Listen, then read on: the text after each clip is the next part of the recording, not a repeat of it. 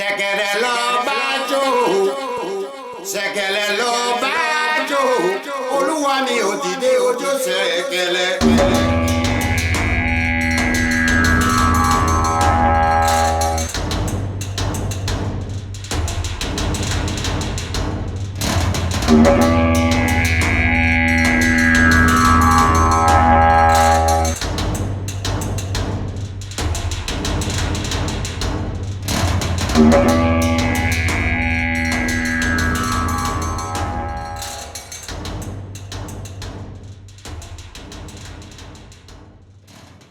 Hello and welcome to Theory Forge, the Ashen Forge.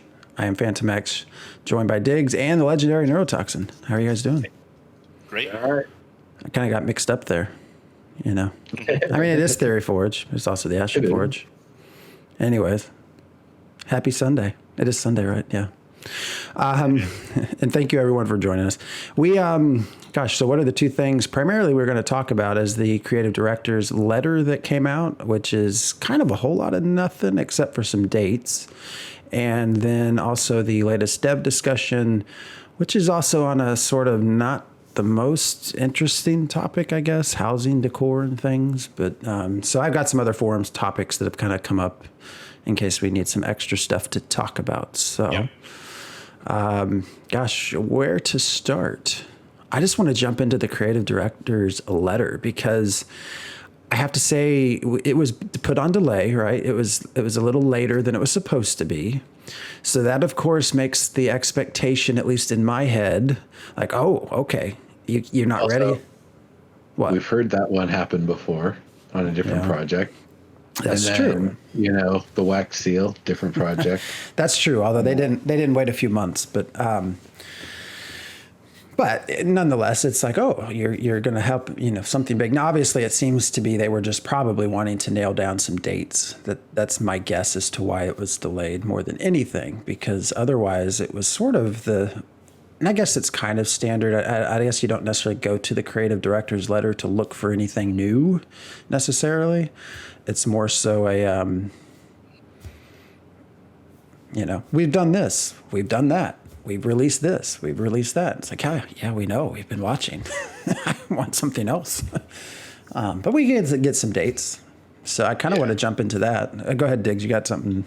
Yeah, I was going to say, I guess maybe in addition, I would have liked to have seen, I don't even know if I needed dates, but some indication that they would return to releasing articles like what we're missing 2 nodes articles. But whatever. I mean, we're supposed to get articles every month, I think. And we haven't for 8 months or so, probably. I don't know when the last article was. I know it. We haven't had any in the last 6 months. So, I wonder if they consider that they've replaced or discontinued it or something. There's just a lot of other stuff, I guess. But, having committed to giving us more information and, keeping more in contact, even though we're on COVID lockdown, articles shouldn't be too difficult. But, Yep, priorities. I guess one of the things for me is that based on some of the earlier releases and earlier stuff that we'd kind of been hearing, maybe late into last year or early this year, I kind of thought that we would be flinging catapults and trebuchets at each other by now. And I can understand how some amount of the COVID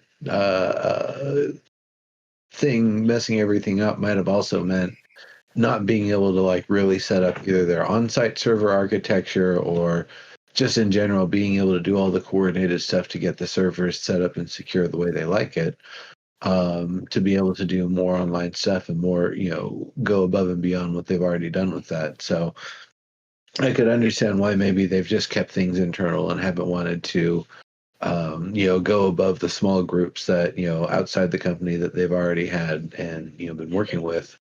and slowly be able to ramp that up as they're able to. But that being said, it would have been nice to be able to fling stuff and have more of a representative combat model. Of course, I stand by the thing that I had said much earlier in the year, and definitely in hindsight, not necessarily something for them to achieve now, but that for me the ideal sort of thing would have been an open common space where people can walk around, talk to each other, sit down, maybe use emotes, uh, pay to, bid on people fighting the little arena spaces in the center of the place, or even participate in those sorts of things, get in some of the battles and stuff. Have two nodes with a little bit of trade, a little bit of competing resources that are adjacent to one another, and allow a little bit of interplay, or actually three of them, and two of them are active at a time. One will deactivate as the other activates to, play out a different scenario. Now, obviously, what they're actually going to do to, demonstrate gameplay, I'm sure it's going to be a little bit more complex and a little more dynamic than that.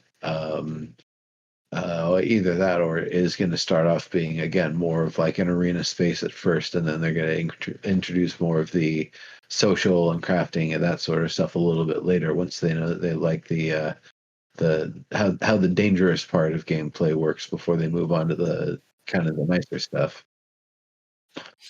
Well, the one thing that we did get that was meaningful information, I suppose, from Jalan's interview with Steven regarding the creative director's letter on the Paradox Gaming Network, I think is the name of his YouTube channel, is that the Daybreak devs have learned something from Landmark, which is don't keep something up 24/7 when you could be working on the main game. So I'm glad that they don't have Apocalypse up, and we didn't move on to sieging, because then there would be people, um, who were distracted from getting the alphas up, and that's what Steven said, is he's got everybody working on getting the alphas together.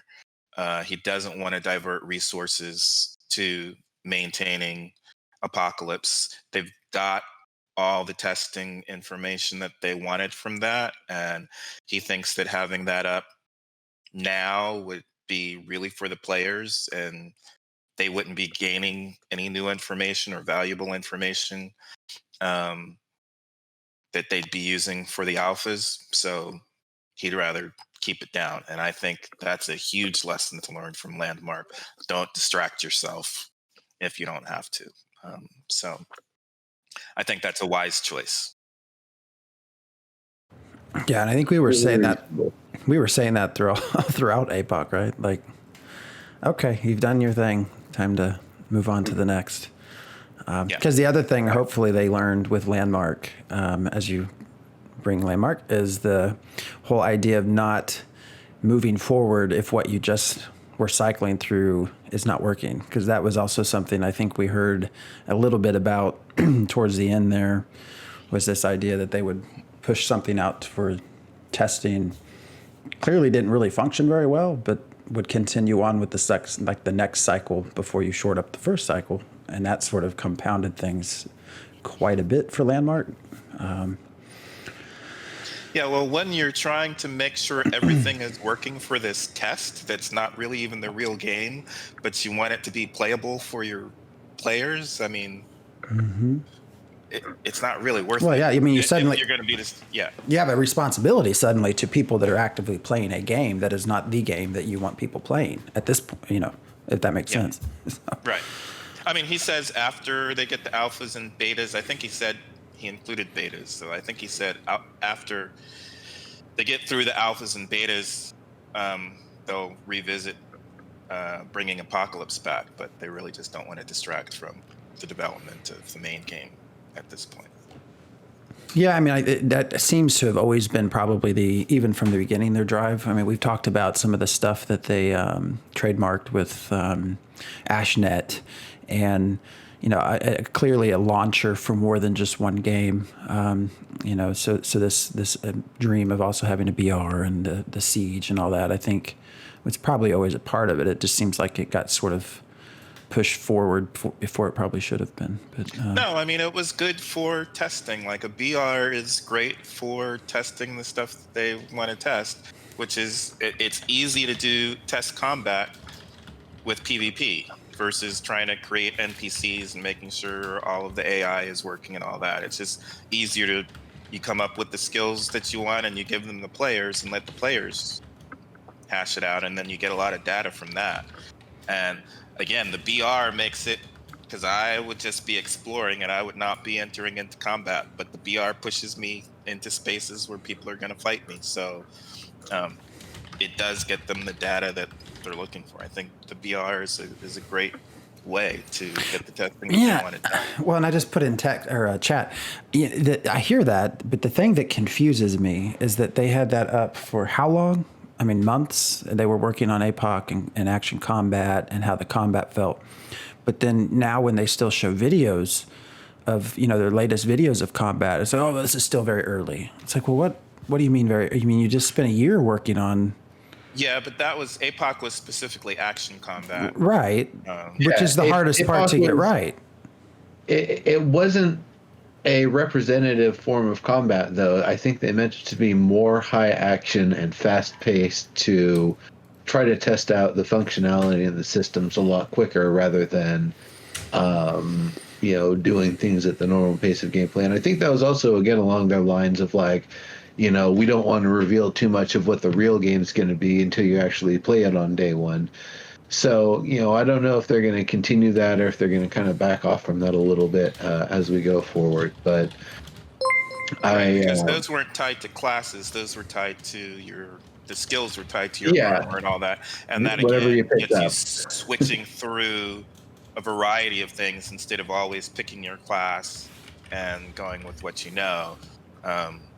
As well, the general movement of it being, jump and dash and fight like that, basically, and just constant fast movement. That's way faster than the kind of interpolation that I think would be required of normal gameplay. So to be able to get that working and nice and smooth and seamless and good for multiple players across a large area with, disparate pings and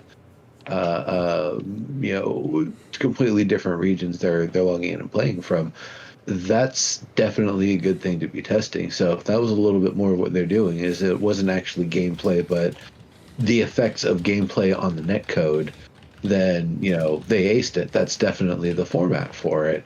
They could have even gone a different route and just made like a full-on like first-person shooter with jetpacks or something. It would be way out of the theme of the game. That would have been more, again, like a landmark sort of thing, because that's like all genres, everybody, everything's just pulled from everything in this. It's crazy. Mm-hmm. It was a wild idea, I'll give them that. But this, I can understand why they would want to keep things a little bit more thematic. And while it wasn't what we were expecting for gameplay, APOC did have its little story and it had its explanation and everything. So, it fit for what it was and for what it needed to be. It was fine. But yeah, going forward, what we do see when the dates start kind of clicking over here, and that's one of the things that I'm really hopeful for, is that it isn't something where all of these dates are, predicated on the idea that, okay, we may barely squeak it out by those dates, or, yeah, we kind of feel fine that we'll be able to hit those if there aren't too many delays. But instead, it's like a full confidence of like, yeah, we push the dates out so damn far that we'll make them absolutely stable and presentable, and we'll be showing them to people internally and investors and other people before, the players will actually see this reasonably polished version of the iteration we want them to see.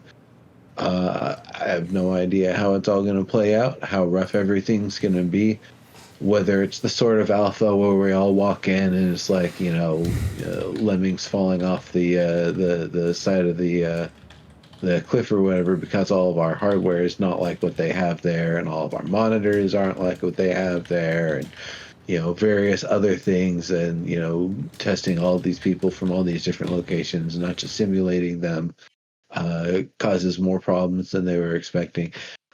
I have no idea what sort of problems it's going to be, what sort of preparedness and all of that, but one can hope that they're going to be ready to address all of it and use the most that they can out of those 4 days and the data they get out of them.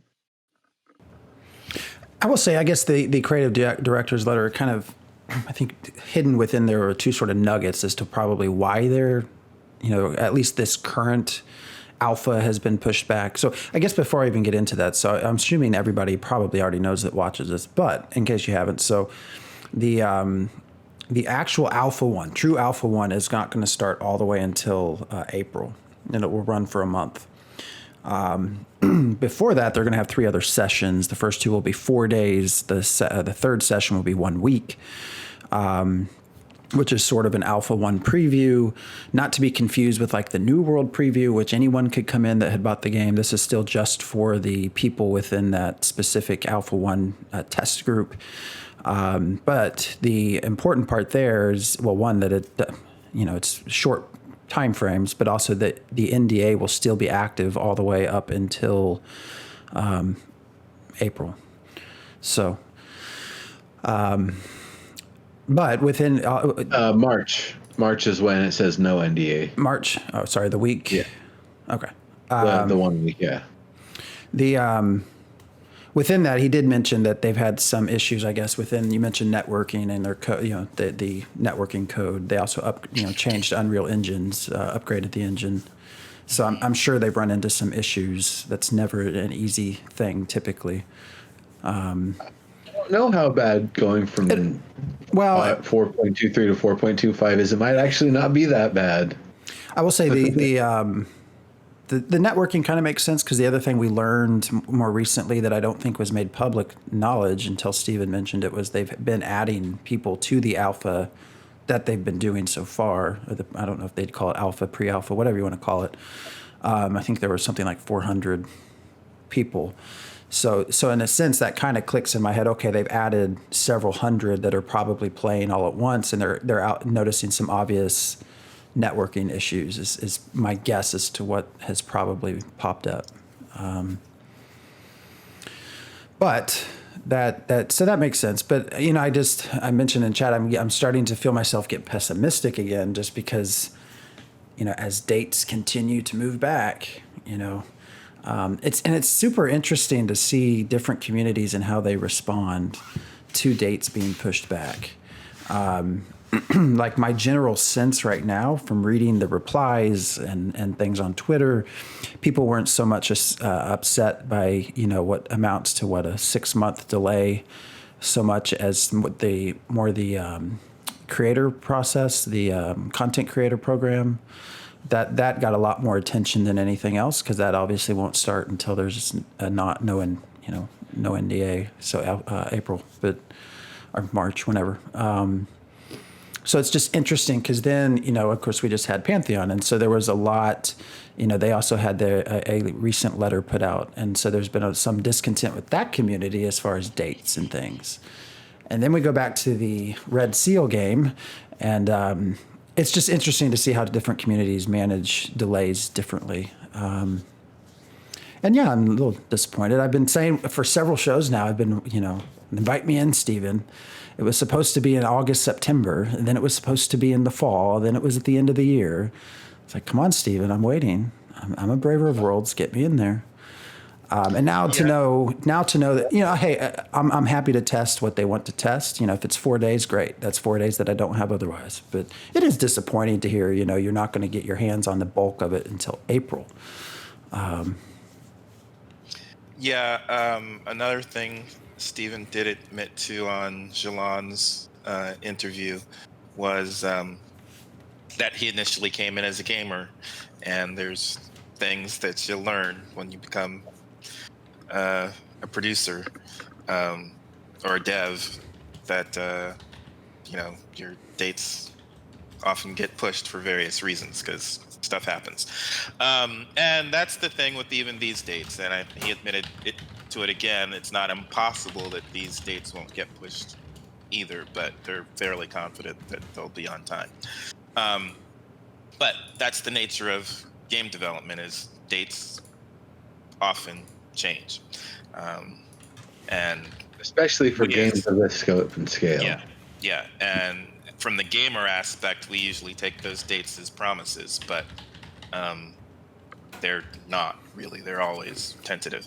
But yeah, so from the content creators side, content creators were supposed to get in fairly early. So I think originally we would have gotten in before Bravers got in, probably by a few weeks. So that's kind of the disappointment on the one end, because I think Neuro is not a Braver, right? Where are you in the That's package? a good question. I will look that up, actually. I think you're below somewhere. So yeah, I think I went for more of like a cheapo package. I wasn't really 100% sure on the game, and I was kind of all eggs in on that one that was being chronicled. Yeah, and so what's the first one? What's the date? What's the first date that we have? December. Yeah, December 18th through the 21st. So yeah, I posted the link to the image in chat there. Yeah, we probably could have gotten Neuro in 3 months ahead of time, but three, then he's going to have to wait now. He'll probably have to wait until.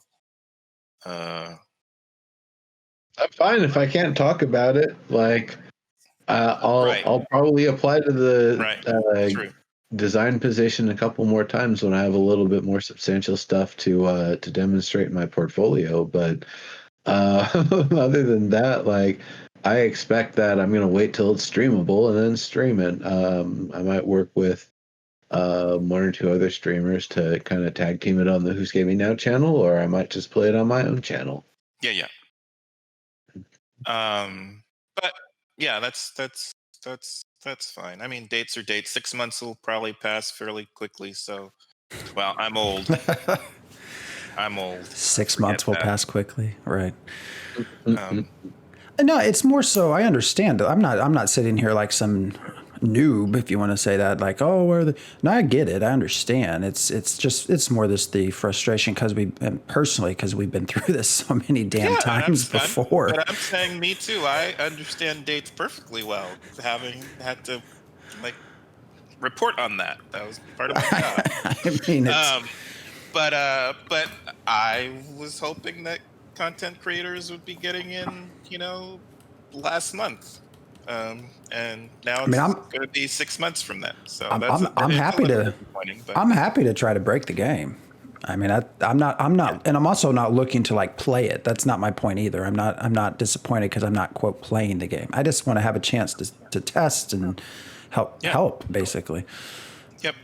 I just keep thinking 2016 when Kickstarter was in 2017.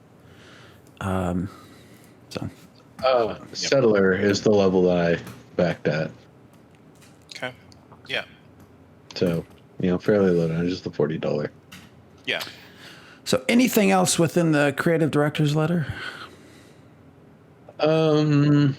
I guess I'd maybe like to see more 4K videos demonstrating little bits of kind of somewhat completed systems, like show us the crafting of an item, or going from harvesting to processing to crafting just one time. Just a little bit of this and that to kind of give us a glimpse of things, because it's something that I don't really necessarily need to see everything seamlessly all working all at once, but and for all objects or whatever. But I like the idea of at least being able to see a little bit of what's working and what's playable, and how it's going to look. And definitely put a comment, put a disclaimer that stays on the screen the entire time. UI is not final, gameplay is not final. This is just kind of where we're at and where we're thinking right now. And that I think would give us a really big glimpse into things. Not that the big videos that they've been doing showing off like the mounts and the rating and stuff haven't been worthwhile for being able to learn a little bit more about things, but seeing somebody set up a build, like put some equipment on, set up their skill loadout, and go out and whack a couple things, go back home, switch out their equipment, switch out their loadout or something. See how fighting a similar sort of creature looks and feels, something like that. I'd really like to see just little glimpses of things with the 4K videos going forward. And you can still do the big ones where you have the whole party together and everybody's kind of hanging out and having a fun time, because it's fun to see the banter and folks getting to have fun and see things they didn't even know were in the game yet. That's always fun. But like a little bit more concentrated effort to see just a little bit, maybe a little bit of what it's like to play as each of the classes individually, or like paired with one other specific class or something like that. That sort of stuff I think would be fantastic. And I think what was confirmed, another thing confirmed in Jalan's interview, he had been expecting that Fighter and Ranger were going to be added as playable classes for Alpha, and Stephen confirms that that's correct. So I believe it's Tank, Cleric, Mage, Fighter, Ranger will all be available in the Alpha 1. And Bard and Summoner are supposed to be the final 2. Oh, like the last 2 developed. Interesting. I wonder if they just anticipate certain technical systems they have to individually build for those classes. Yeah, it makes sense. Summoner definitely makes sense. I could see Bard being something that's a little difficult just because there's such a scope and scale. Like, are they constantly doing things across an area? Anybody in earshot of them is being affected?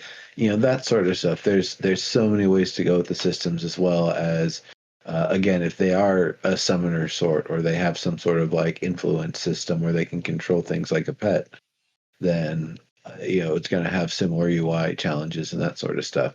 So that makes sense. Mm-hmm. Yep. All right.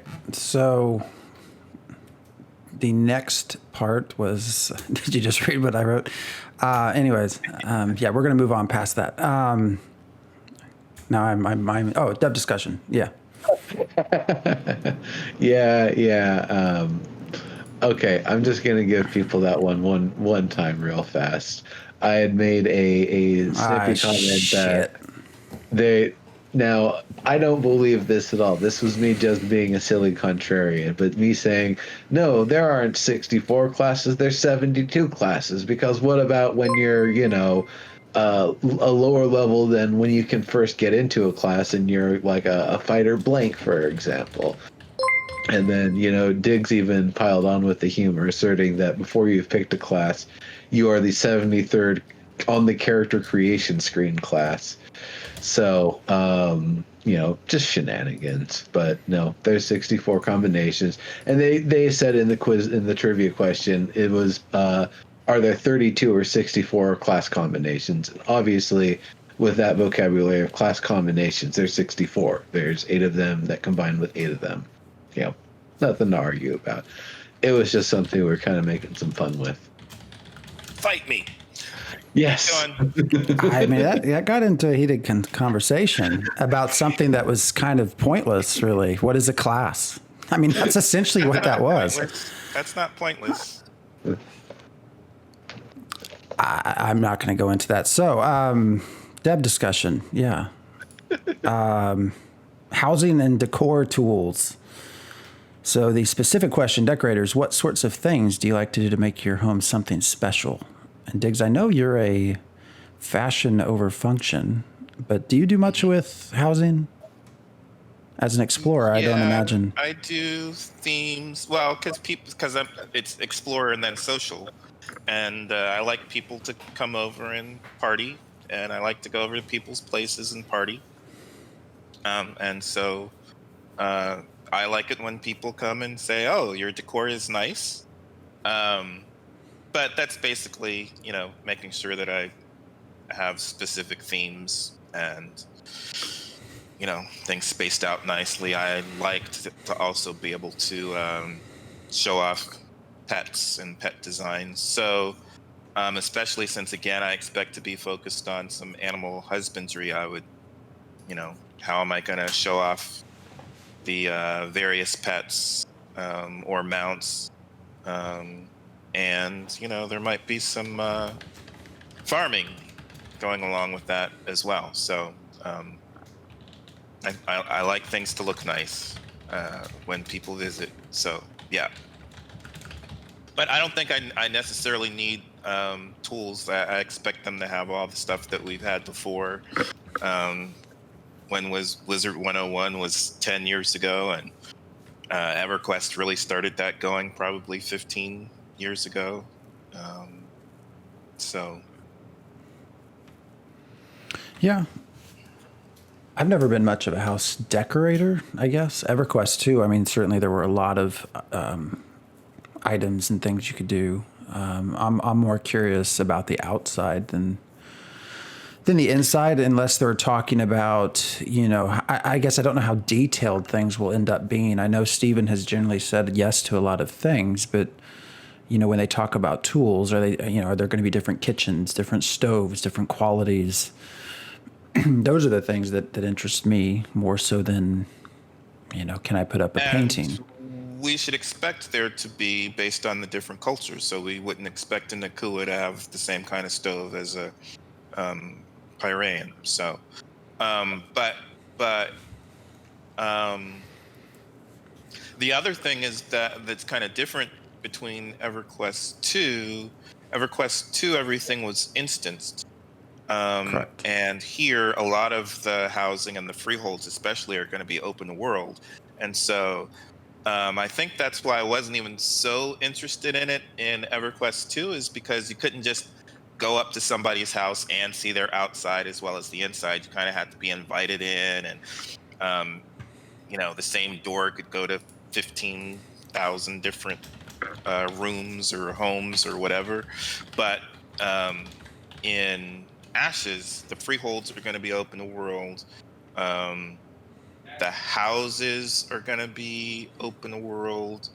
And then it's some apartments which are going to be instanced. But a lot of it is going to be so open world. And that's kind of one of the things that I hope is building community, is that you know where the people who are online at the same time you are, where the people in your town live. You can go and find them. Likely they will be farming or working on animal husbandry or something. And you'll know what time they're likely to be doing that and everything. So you'll likely be defending your town at the same time. So it's a little different, I think, when you're going to be than going into an instance where you're just removed from the rest of the world, kind of. I don't know. That's an interesting thing. What happens to your apartment? What's it like when you're in your instanced apartment while a siege is going on? I imagine they'd just lock you out, wouldn't they? I just don't know what the experience is like when right, because you're in an instance. You could be in an instance while everybody else is participating in a siege. I don't know. It's just. Well, I would wonder if they would actually just make it so you can't access. Yeah, I don't know how that. I don't know if it's even instance at all. The reason why I say that is because I believe there's intended to be continuity between the exterior and the interior, such as a boulder from a trebuchet smashes through your roof and out your back door. Well, now you have a trebuchet-sized hole through your roof and back door if the whole house didn't collapse. But that's a house. That's a house. It's different than the instanced apartments. That's what I'm saying. That's true. And that's going to be a good question: is how are they going to depict the damage and destruction of something like that, or is it the sort of thing where it gets beat up and there's some internal damage and things get jostled? And that's one of the things. And also from a tactical perspective, like if I've got apartments in my my town or castle or whatever, and I'm the mayor, it's like, all right, well, as your civic duty, you're going to fire arrows at invaders from your windows. I think the instancing might kind of mess with that if people can't specifically go to a physical window that they own and go fire a longbow out of it. Yeah, but those are the hoi polloi anyway. We don't care about them.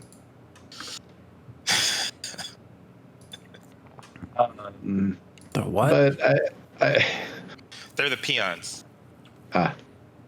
the thing that I guess I'm a little wondering about with the whole system is, if interiors can be attacked, if you need to worry about things on like a tactical level, if you can invite someone in and they can try to attack you in a non-sanctioned, like they will get corruption sort of way. Can you hide out from bounty hunters in an instance department? or can they just instantly track you down? So I mean that's one of the things that's a little weird to me, is the idea of what systems have to be compromised because you don't have continuity in the world, because you have something instant. Yeah, that's an interesting question, right? Yeah, how does that work? Because also with the family system, could you just summon someone quickly to you? They hide out in the apartment, and then you kill them in the apartment, so there's no risk of anyone else picking up stuff. Like, is that even possible? I don't know. That's interesting. Oh, I would imagine you can't fast travel while you're corrupted. I mean, maybe. Have they commented on that? If they allow that to happen, that's just going to be the biggest exploit. It's like, all right, we've gone to Genka now. Granny back at home, come summon us back. We're going to run around killing each other in the front yard for a little bit. Yeah, I mean, that's also a great question, because I don't think that's been one that's been asked or answered or talked about, because that was one of the bigger concerns about families and fast travel, right? That everyone talked about was Zergs being able to quickly amass a group of players in a certain area. I would imagine that would extend to this idea of PvP, especially if you're sort of trying to fight for a raid boss or something. Interesting questions. I mean, I assume it would be fairly easy to flag a character and say you're corrupted. The score is this level, therefore you cannot be teleported. But I want to say, from all of the stuff that people were listing, there were a lot of common themes, and then they were being repeated and reiterated in different ways that were interesting and continuing to add to conversation. I read about 3 pages, and it seemed like a lot of what people wanted. They didn't want things that just like forcibly clip through each other. They don't want things that are limited, like furniture not being able to go all the way up to the wall. They want a lot of hooks to attach things to other things and stack things, and want to have full color of things, being able to change the color of props, being able to change the color of lighting. I would imagine somebody probably said something about being able to invert or reflect something basically to the opposite direction. Mirrors and reflections. How many additional cameras are we allotted in our home? How many mirrors can we put down? Mm-hmm. Or is there just going to be one like reflection map that exists in the house that captures all of that stuff, and it just poorly projects them on any mirror you put down? Like, whatever, do what you're gonna do. Maybe mirrors won't have any reflections whatsoever. It's probably the ugliest with the safest route. Might have to interact with it or something to see your reflection. there's a lot of that sort of stuff. A lot of people wanting to be able to set up their crafting systems and stations there. And one person said, basically, if I can set up my crafting stuff, my crafting and my banking in my house, then that's where I'm going to be. If not, I'll be somewhere else out in the world. And I completely understand that. If you want to turn your house into your place of business, where you're able to work uninterrupted, be able to have your stash and your storage, be able to do trade, sell stuff out, have enough storage to be able to stash the things that you've made so you can make large transactions with them, big sales and such. That all makes sense. And I like that, there is going to be the potential for people to do that. And, the furniture isn't just your stove and your bed and a light or a lantern or something, but that you're going to be able to have access to the full range of crafting tools and stuff, the same as what you might expect to see in a guild hall. I don't know if there's going to be housing size restrictions, like you can't have like a full blacksmithing forge and furnace and all of that sort of stuff in a cottage. You might have to use your front yard for it, for example. But that's still fine. I like that. One of the things for me is that's a real big deal is that I don't like actually having to store things as items, as a way to reduce your, weight or volume that you're carrying. That anything that's being displayed would be a prop that you own or that's in storage, or an object that you have that's in storage somewhere on the property. And, maybe even having some limits to that. But to me, the idea of somebody having basically a giant walled silo that they fill with all the coal they've mined, and they mine a lot of coal, it's just going to be kind of an eyesore. Or the other one of the ones that it was just as bad in Landmark as it was actually even worse in UO. No, not UO. Shroud of the Avatar. Having your houses all side by side and building all the way up to the edges, walls that go all the way up. It's like, that's not a neighborhood. You just have a bunch of forts built all up on each other. That doesn't look pretty. It was one of the worst things for me with Shroud of the Avatar, in fact, was walking through a town. It's all nice and well built and handcrafted by the dev team. And then you start seeing these things where they've got rectangular hedges that go all the way to the edges. And it's like, no, I don't want to see this. This is crap. This looks terrible. This is the bad part of town here. So, I mean, that's one of the things that I guess that I hope that there's a little bit of an aesthetic approval system, that maybe you can put down your crafting stations as you need to, but building up to a certain height or a certain amount all the way to the edges might require like mayoral approval or something like that, so you don't just ugly the place up. I don't know. On the other hand, if the way that you build your place and the way that it's set up actually matters for defense, I want to have like 5 layers concrete of or five layers thick of like concrete bricks with steel running through it, and get myself some nice steel mesh on the thick glass, windows, the tempered glass windows, make the place as defensible as possible. I want to hold on to my stuff, and if people come after me at the end of a raid, instead of just letting them have everything, try to negotiate, be like, hey, look, I built this place to hold out, just let me stay here. I'll do business with whomever. But we'll have to see. I mean, yeah, it is the housing and freeholds. When I talk about housing, I guess in my head, just to clarify, I know there are different forms. I'm in my mind, I'm just thinking of freeholds because that's really all I have interest in. I don't really have interest in an apartment in a town, or one of apparently 8 houses in a town. I'd rather be. I mean, it's interesting, right? I do think it would be interesting to have some sort of real estate business, right? That would be kind of interesting. I still think the idea of having lodging houses where you can rent out beds with, double the rested experience gain rate to players when they log out is kind of a cool idea. Also known as brothels. Yes. We can put a variety of types of beds in there. So, if you're looking for an heir, maybe that can happen. A little extra money. But when I think of housing, I'm specifically thinking of freeholds. And the reason I asked the question in chat about whether there's any density questions about freeholds, because as we're talking about what we can put up and how things will look, and specifically you were talking about building all the way to the edges, because I would intend to use the entire space of a freehold.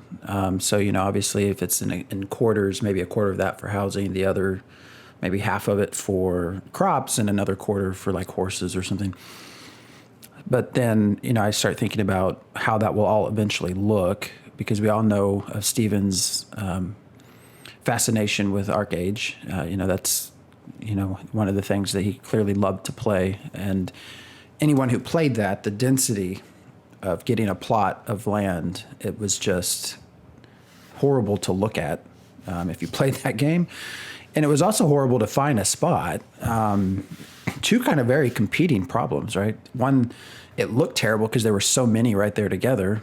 But on the other hand, if you didn't get in right at the beginning, you didn't have anything to get anyways. So how you balance that when you're not using instances, I'm very curious as to what the density will be like for freeholds specifically. Obviously, the in-town stuff, some of it will be instance, the others will be built specifically to look a certain way. Do we have freeholds that just populate everywhere? I'm just curious about that, because on one hand, I don't want to see that.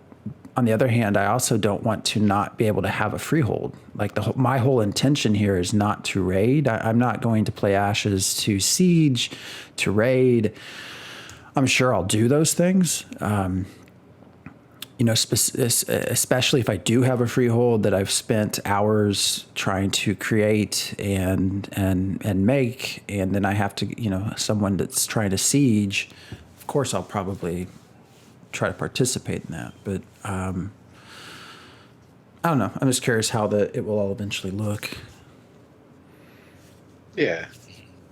And, you do bring up that is definitely a good point, because I was definitely talking about both freeholds and, your personal curated sort of housing. Even with the curated housing, if it's somewhere where you've got a front yard, I would imagine maybe you still have some access to put some things down out there. Whether that's just decor, pots and plants and stuff like that, and banners, or if you actually have enough space to be able to put down some tools, we'll see. That could actually just be part of the housing system, is this place costs, this much more per month to rent, because it allows you access to, a little space where you can put some tools down, whereas these cheaper other ones here don't. So it'll be nice to see. And giving the example that you did, Phantom, that's it's probably not the same what you're talking about, where you've got like an area where the residence is at, and the wall and fencing that would be there for that, versus where the farming sort of area is at, where you've got the plants and everything set up. That's probably going to have a different sort of fencing and different sort of accessibility. So even if you are built all the way to the edge, I would imagine it's going to be something that looks planned, that looks intentional.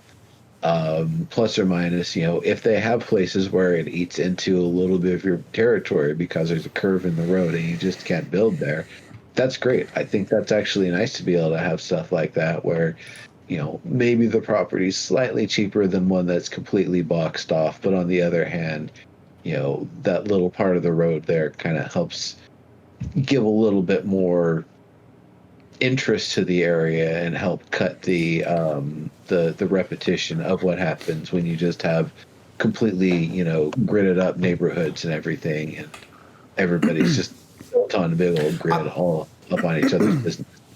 because I'm also curious as to freeholds, because a lot of the interior I would assume is the same, right? So the different types of beds and the different types of dressers and all these things from freehold to apartment to house in a metropolis, they're probably all going to generally be the same. The thing I find interesting about freeholds is when you put on a new skin, like does that change anything on the inside, or is it entirely exterior?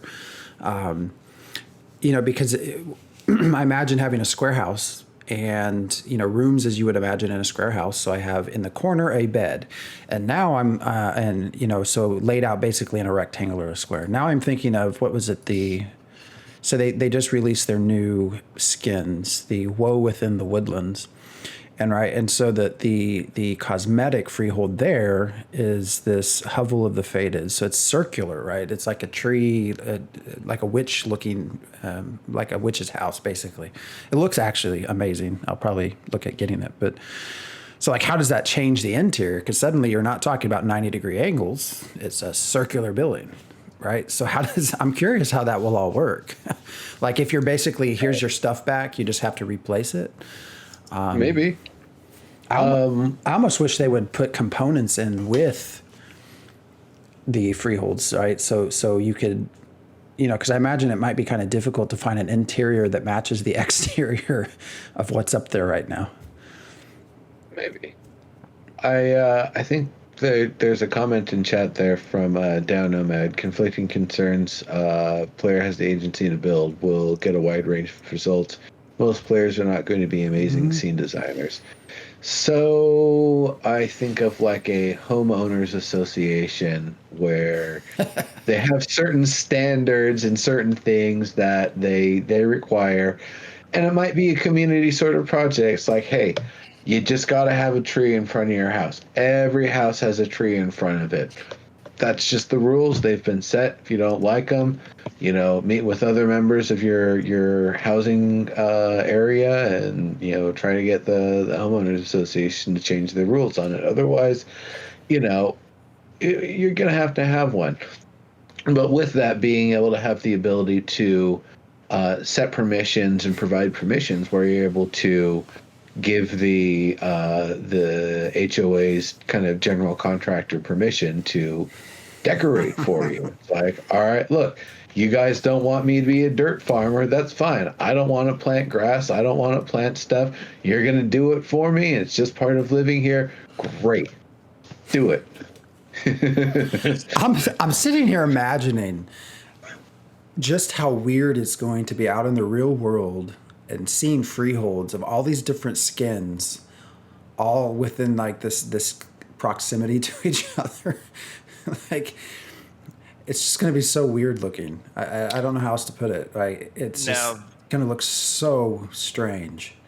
That's going to be the interesting part, because I think in general we're going to have kind of prefab plotted spaces. I think the formats of them, how many squares or boxes we have at any given time, are going to be prefab, kind of dev decided. But the real thing is going to be that might be clutter and doesn't fit is what skin does each person put on their freehold. It's going to look so weird. It's just going to look so weird.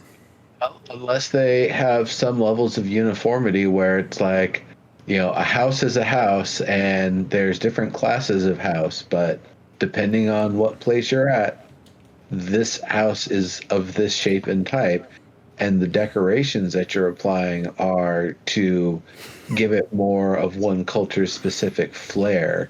So you're not changing the structure from the one that would normally exist in that space, but instead giving it your own personalization, the paints on it, and adding banners or leafy brambles or whatever decor fits with the culture you're trying to represent there.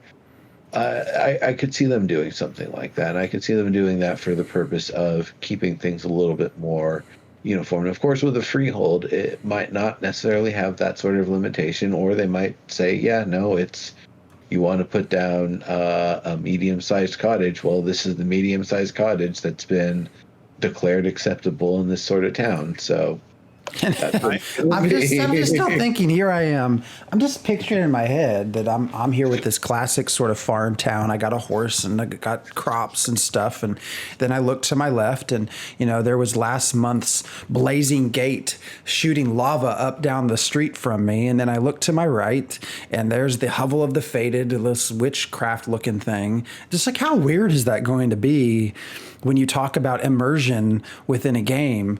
Like that's immediately going to snap you out of immersion, because that could never actually occur. And you know how much fun I'm going to have destroying people's lawn furniture, though?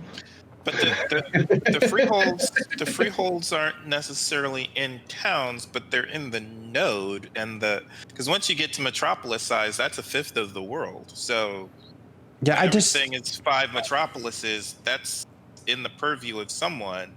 And I think what would be really interesting is, and even of castles too, taxes. Have that. If you're gonna do a crazy kind of freehold or whatever that the mayor doesn't like, tax them. See if that'll keep things in line. Well. It's And just some people will be like, I got the money, I'm going to do what I want to do. But that would be an interesting use of taxes to me. now. Are there mentioned? So Theodolph mentioned 3 tiers. There's tiers to freehold, right? I'm trying to think of what the level of freeholds, because one freehold is not the same as the other freehold, right? Yeah, I don't remember. Like it would change as a node changes space-wise, right? Oh, yeah. 'Cause, I think size-wise. Well, because I'm just wondering if there's any restrictions in what you can do as well. Because I think like some of the packages, there was like a level 1 freehold, level 2 freehold. Yeah. Hold on. Let me clarify real quick. Freeholds may be placed anywhere within a zone of influence of a stage 3 node. So that's what the comment was there. But as they level, I think there's, and I'm trying to remember the Kickstarter package. Yeah. That There's a tier 1. Yeah.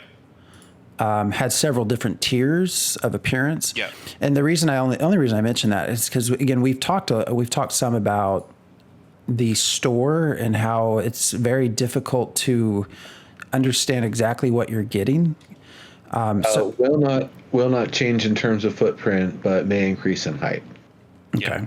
Just because all of the freehold skins that you're getting, nothing ever mentions, hey, there's different tiers. So I would assume that your ability to place,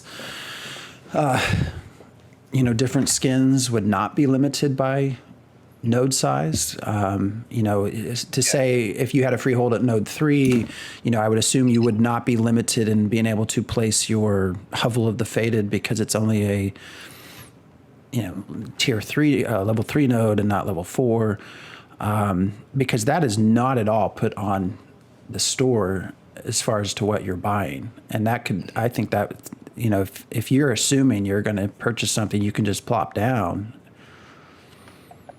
Well, I think there should be some idea that especially things don't even come online until stage 3.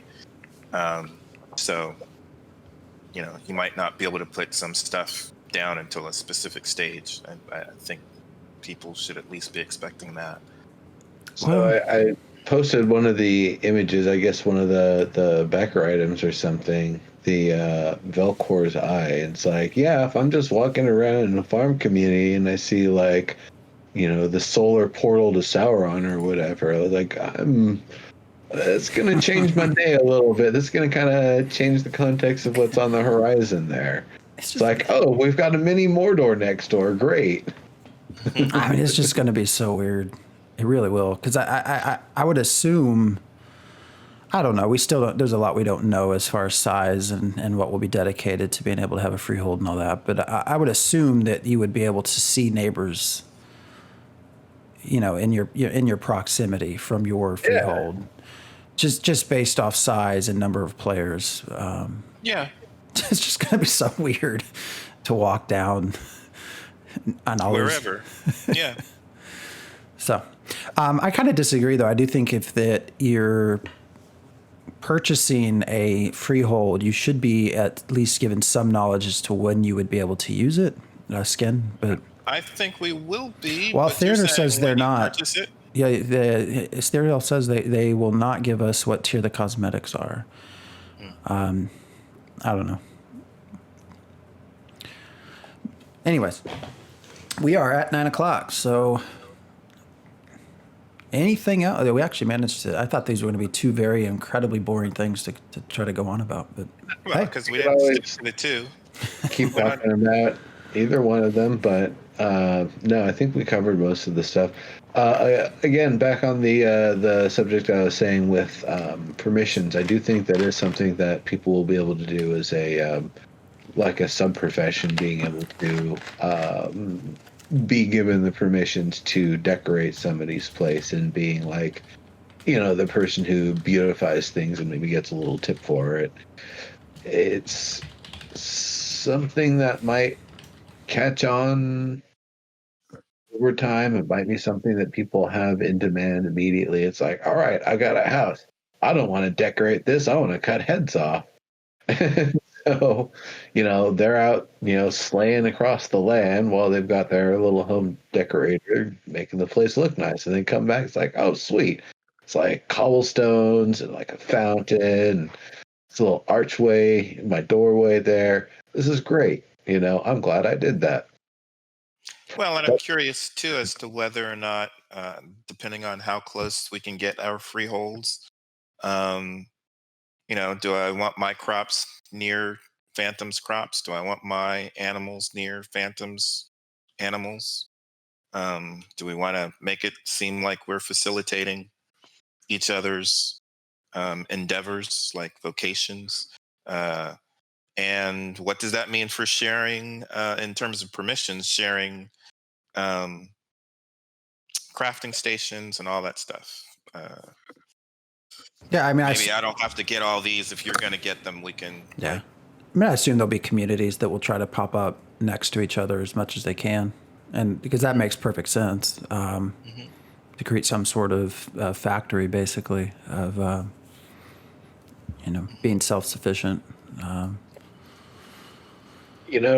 of the things that'll be interesting for me is how close to a like a dungeon sort of point of interest that you'll be able to place your freehold. If you'll actually be able to have the last rest stop before you go into Mount Doom or whatever. You got your and that would be great. You've got a tavern there. You've got people with full range of things to resupply and prepare your stuff and all of that sort of thing. And that's going to get constant trade, constant business until at such time that the entire node delevels and that zone itself is swiped from the map. And then, it's the tavern that once was, Feels like it would be fun to have a military node garrison near a dungeon, but I mean, there's a lot of cool stuff that could be done, but well, I won't go back down the road of dates. So, yeah, I do hope. I will say again on the topic of decorations. I would love to see, especially for people who have a cooking profession, that you do have stoves that are able to make different things or have different bonuses, because that is something I would go forth and journey and purchase from other areas, things they have that I don't, and bring back. That would be kind of interesting, kind of cool. All right, well, I guess that's it for tonight. So everyone, thanks for joining us. We will be back next Sunday, as always. Don't really know what we're doing yet, but we'll figure it out. And we'll be back in 2 weeks for another Ashen Forge, unless something comes up between now and then. So as always, join us on Discord, and you can get to see some very interesting conversations, like a hour-long argument over what is a class.